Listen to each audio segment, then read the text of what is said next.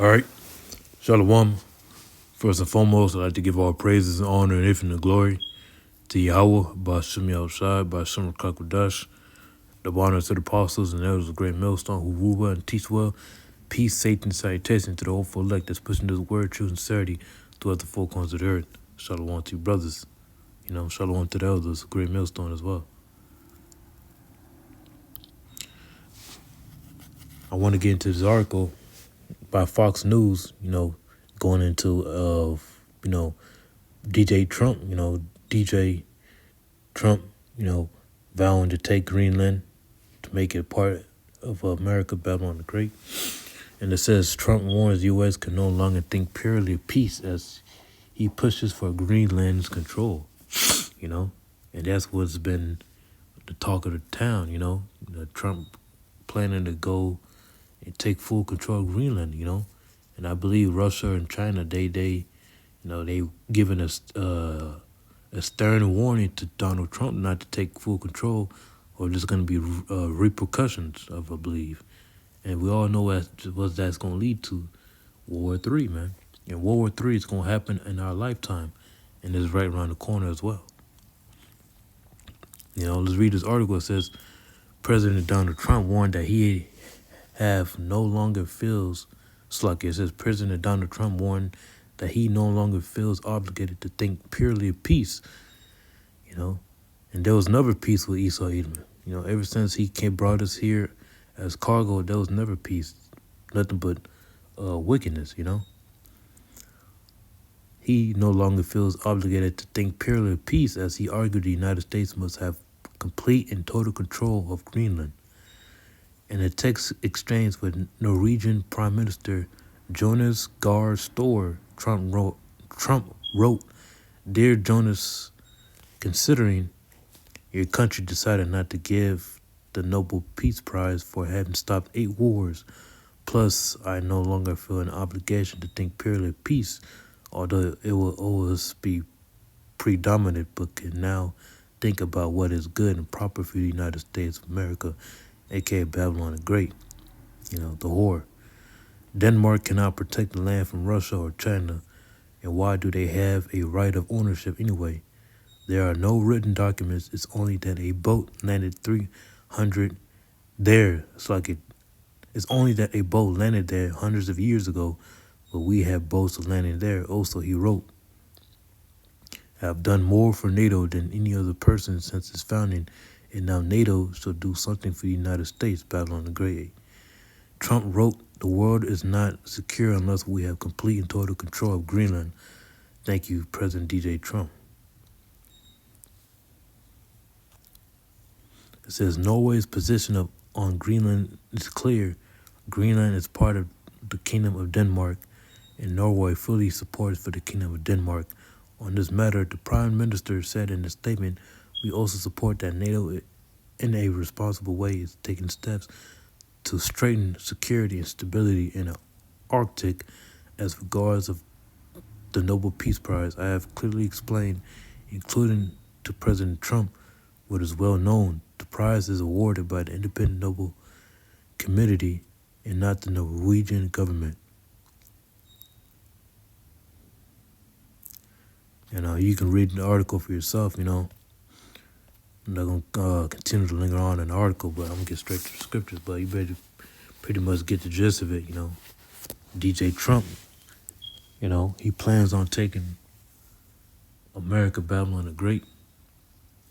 It's like he plans on taking Greenland to his full control, He plans on doing that soon,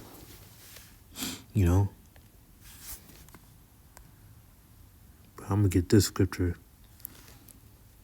It's the book of Habakkuk, chapter 2, verse 4, and it reads, Behold, his soul which is lifted up is not upright in him, but the just shall live by his faith. That's right. Esau's soul is not upright in him, man.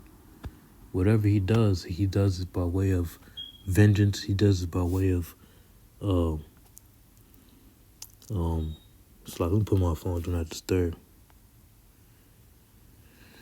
He does it by way of taking things by his full control, by force, man. Scripture says, woe to him that buildeth a town with blood. And that's what Esau has done. He taken this world by violence.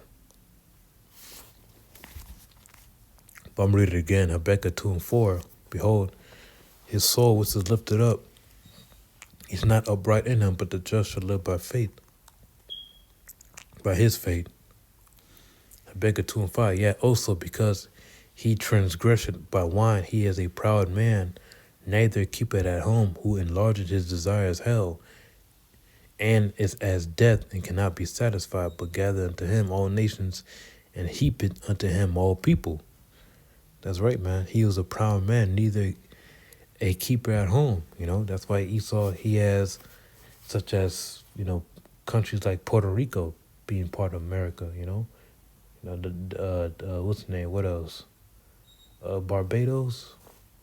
Barbados. You got, what's the name? What's another one? Alaska. Alaska being part of America, Babylon the Great. He wants to take full control of these different land masses, man.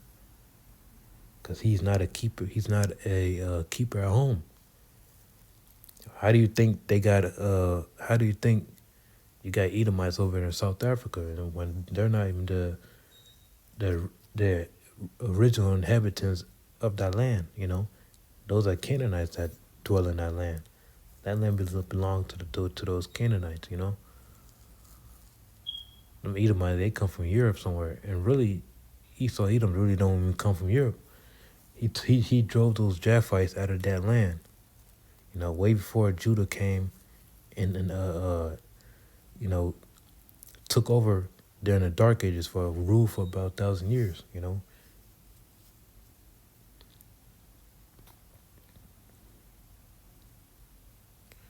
Verse 6, shall not all these take up a parable against him, and a taunting proverb against him, and say, woe to him that increaseth that which is not his.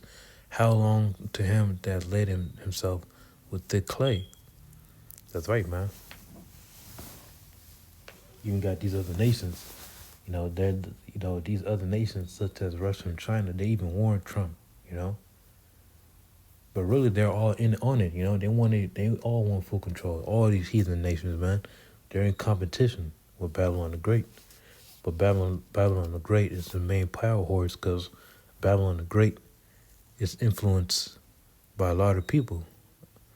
A lot of other countries look up to Babylon the Great for its resources. Let's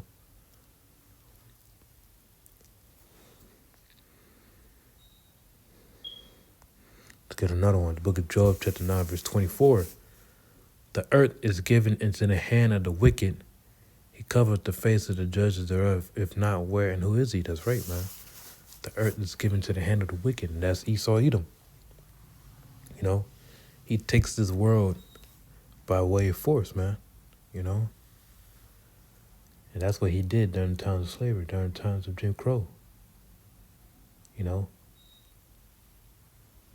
He takes things by violence.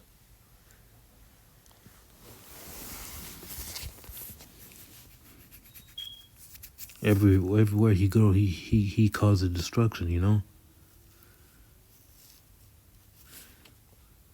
Let's get another one. But I'm gonna get on the app. Let me see.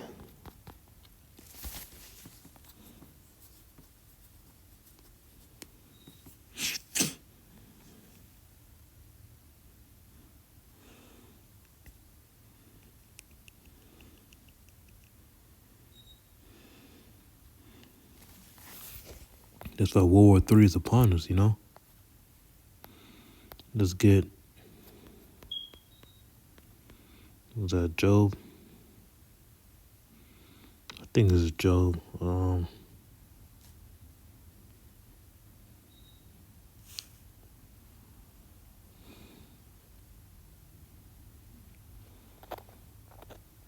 Joel.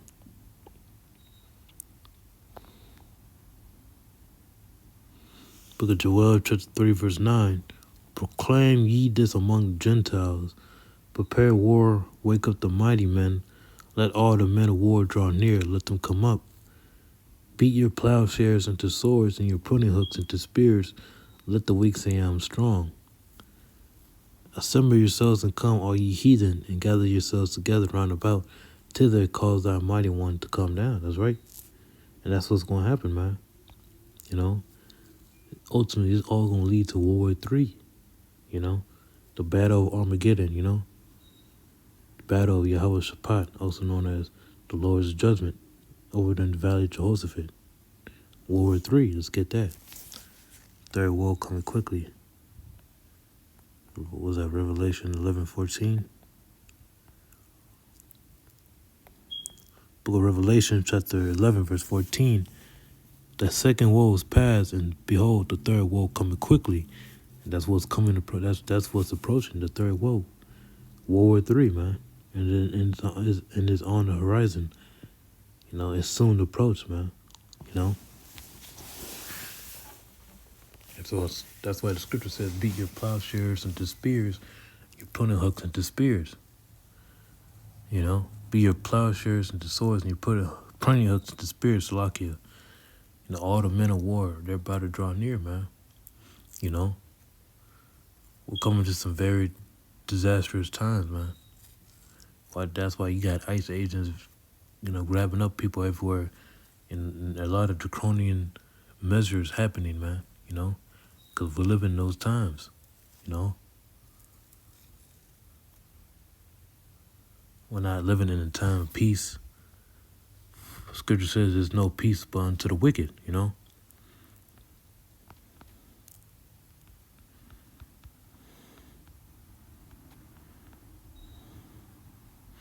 So that's 2 Ezra 15.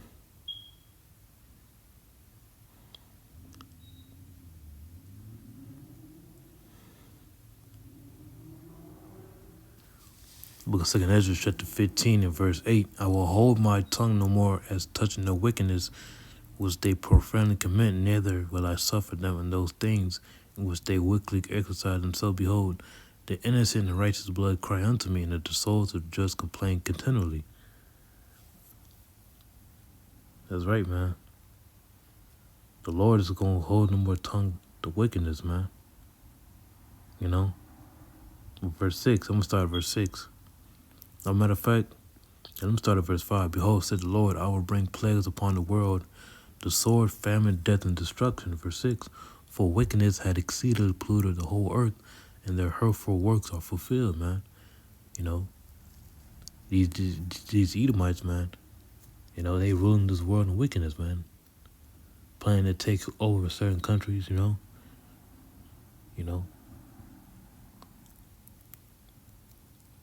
That's soon approaching, man.